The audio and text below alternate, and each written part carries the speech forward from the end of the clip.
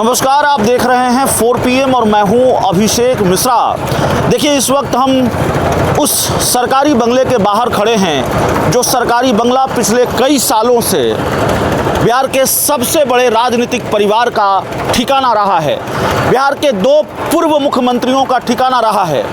बिहार का वो सरकारी बंगला जो पूर्व मुख्यमंत्री राबड़ी देवी और पूर्व मुख्यमंत्री लालू प्रसाद यादव का ठिकाना रहा है। राबड़ी देवी के नाम से ये बंगला अलॉट है 10 सर्कुलर रोड, और अब सब कुछ बदल जाने वाला है। अब ये बंगला, इस बंगले में राबड़ी देवी और लालू प्रसाद यादव नहीं रहेंगे, उनका पता बदल जाएगा। और जाहिर तौर पर दशकों से जिस बंगले की, दशकों से नहीं कहेंगे, माफ़ कीजिएगा, कुछ सालों से, लगभग 2 दशक से जिस बंगले के इर्द गिर्द बिहार की राजनीति घूमती रही है, उसमें बड़ा बदलाव देखने को मिलेगा।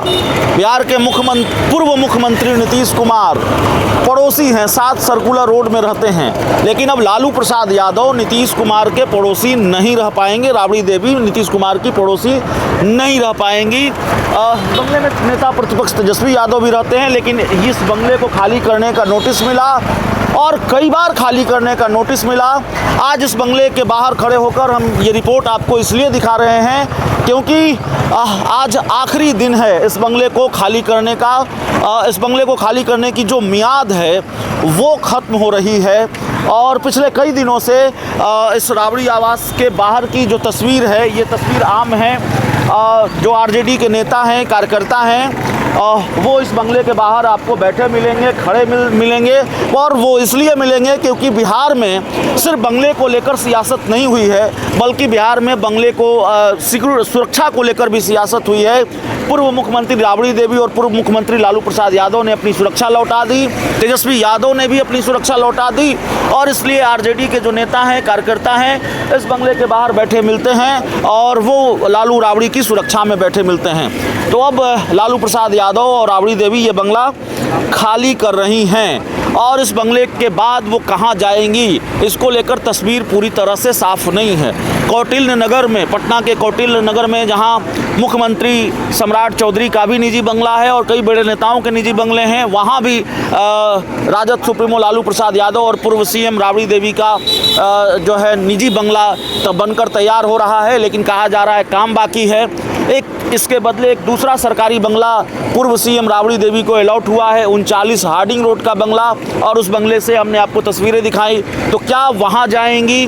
जो जानकारी निकलकर सामने आ रही है, तेजस्वी यादव कई जो ऑप्शन हैं वो हैं, तस्वीर साफ नहीं है। तेजस्वी यादव को बतौर नेता प्रतिपक्ष एक पोलो रोड में एक बड़ा बंगला मिला हुआ है, उसमें राबड़ी देवी, लालू प्रसाद यादव शिफ्ट हो सकते हैं। सरकार की ओर से जो 39 हार्डिंग रोड का बंगला आवंटित किया गया है उसमें शिफ्ट हो सकते हैं। और ये संकेत भी है कि वो नए सरकारी बंगले 39 हार्डिंग रोड में शिफ्ट हो सकते हैं।